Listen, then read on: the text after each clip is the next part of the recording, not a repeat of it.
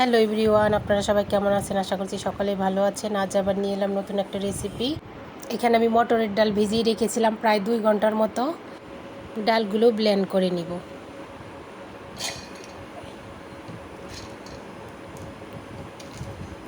Blend করা হয়ে গিয়েছে, মশলা করে নিব। এখানে নিয়েছি ধনিয়া, কাঁচামরিচ, আদা আর শুকনো মরিচ।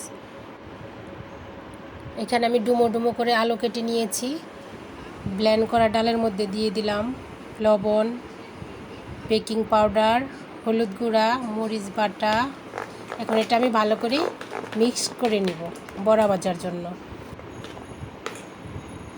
মেশানো হয়ে গিয়েছে, এখন আমি বড়াগুলো ভেজে নিব। বড়া ভাজার জন্য আমি একটা কড়াই বসিয়ে দিয়েছি। কড়াইতে দিয়ে দিলাম সয়াবিন তেল। এখন বড়াগুলো আমি দিয়ে দিয়েছি। এখন উল্টে পাল্টে ভেজে নিব।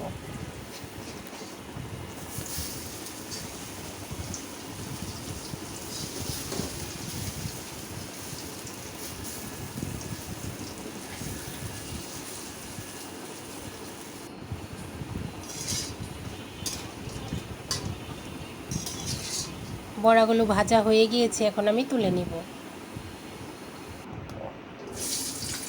এখন আলুগুলো ভেজে নিব।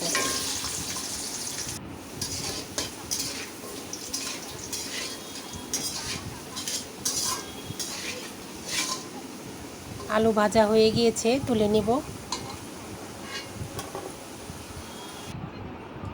এখন এই তেলের মধ্যে আমি ফোড়ন দিয়ে দিব। দিয়ে দিলাম তেজপাতা আর জিরা। এখন ফোড়নটা আমি ভালো করে ভেজে নিব।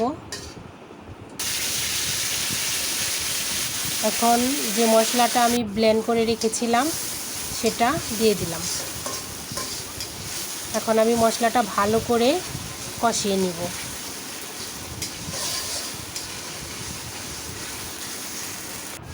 এখন দিয়ে দিলাম স্বাদ মতো লবণ, হলুদ গুঁড়া,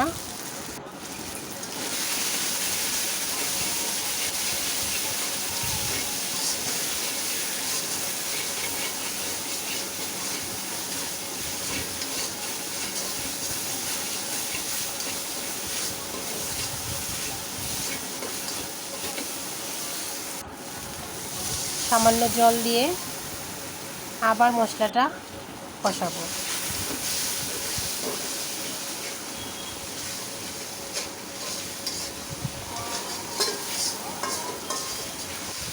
মশলাটা যত সময় নিয়ে কষাবেন তত আপনার রান্নাটা মজা হবে।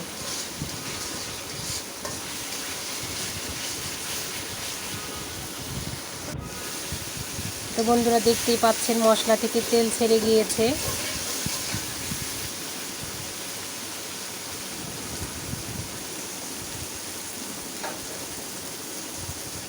এখন আমি ভেজে রাখা আলুগুলো দিয়ে দিব।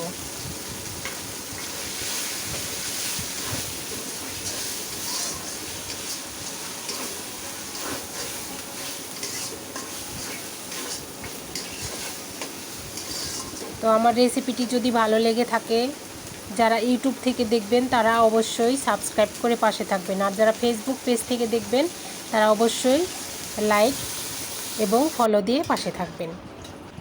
ঝোলের জন্য পরিমাণ মতো জল দিয়ে দিলাম। ঝোল ফুটে গিয়েছে, এখন আমি ভেজে রাখা বড়াগুলো দিয়ে দিলাম।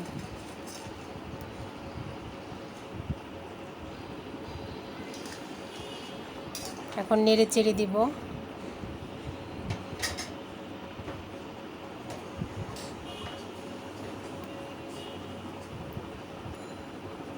দিয়ে দিলাম জিরে বাটা।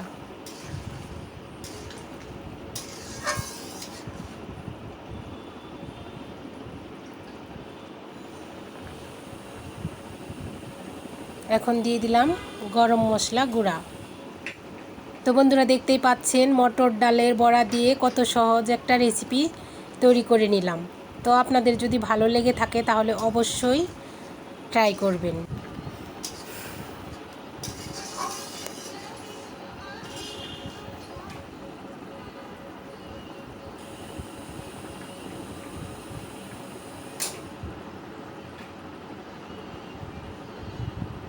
এখন আমি নামিয়ে নিব।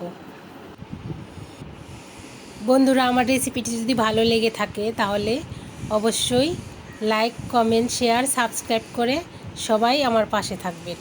সবাইকে অনেক অনেক ধন্যবাদ।